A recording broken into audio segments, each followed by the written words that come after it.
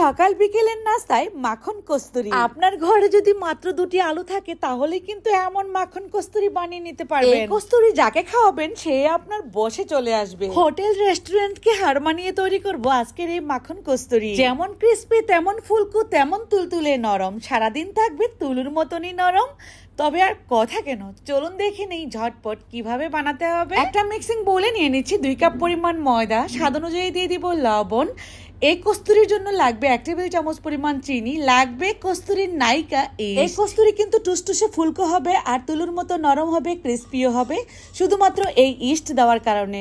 ইস্টটা কিন্তু 1 থেকে 1.5 চা চামচ পরিমাণ দিলেই হবে 2 কাপ পরিমাণ আটা অথবা ময়দার জন্য। এই ইস্টটা আপনারা আমার কাছ থেকে নিতে পারবেন উপরে দেওয়ার নাম্বারে কল করলেই। অবশ্যই নিয়ে নেবেন, একদমই পারফেক্ট 1 নম্বর যে ইস্টটা সেটাই পাবেন। এই নাম্বারটা স্ক্রিনশট তুলে আপনারা ফোন করে ফেলবেন, না হয় ইনবক্স করে ফেলুন। ইস্ট দেওয়ার পর 1 টেবিল চামচ পরিমাণ রান্নার তেল দিলাম, কুসুম গরম দুধ দিয়ে আমি ডো তৈরি করে নেব। 2 কাপ পরিমাণ আটা অথবা ময়দার জন্য 1 কাপ পরিমাণ দুধ লাগবে। দুধের পরবর্তীতে কিন্তু পানি দিয়েও আপনারা ডো তৈরি করতে পারেন, তবে কুসুম গরম পানি লাগবে। যেভাবে আমরা রুটি পরোটা বানাই ঠিক সেরকমই একটা ডো হবে। তারপর উপর থেকে তেল দিয়ে একটু ঢাকনা দিয়ে ঢেকে রেখে দিব 15 মিনিটের জন্য। এর মধ্যে ফুলে ডাবল হয়ে যাবে। এবার আমি 2টা আলু সেদ্ধ করে নিয়েছিলাম, কাঁটা চামচ দিয়ে আলুগুলোকে ম্যাশ করে নিচ্ছি।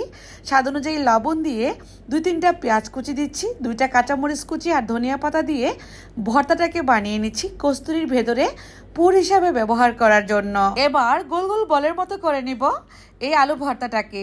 এই আলু ভর্তা দিয়ে কস্তুরি বানালে কত যে মজার হয় সেটা আর বলে বোঝানো যাবে না, ট্রাই করবেন। আলুর বলগুলোকে একটা সাইডে রেখে এবার আমি কস্তুরির শেপগুলো তৈরি করে নেব।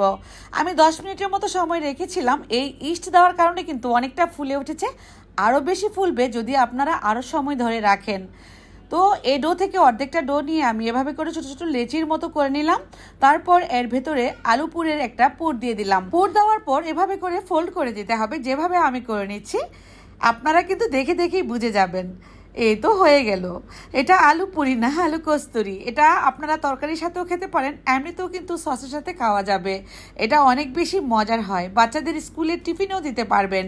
সকালের নাস্তায় বিকেলের নাস্তায় পেট ভরে খাওয়ার মতো। একটু বেলে পাতলা করে নিলাম, তারপর নাইফের সাহায্যে আমি এভাবে দাগ কেটে নিলাম। দাগ কাটলে কি হবে, অনেক বেশি ফুলবে না, যতটুকু ফুলার ফুলবে। এখন এগুলোকে ভেজে নিব।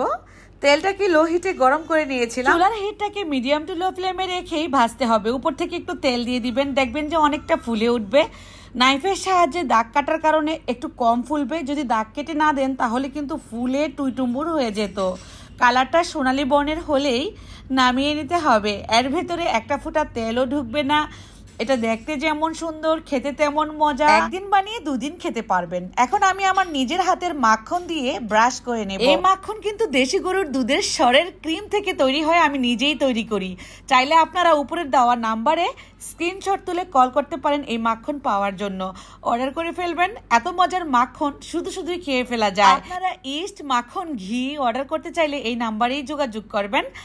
কেমন লাগলো রেসিপি কমেন্টে লিখে জানাবেন। সবাই অনেক বেশি ভালো থাকবেন, সুস্থ থাকবেন। ভেতরটা দেখিয়ে দিচ্ছি কতটা তুলতুলে নরম আর আলু পুরে ভরপুর। রেসিপি ভালো লাগলে শেয়ার করবেন। আজ বিদায়, আল্লাহ হাফেজ।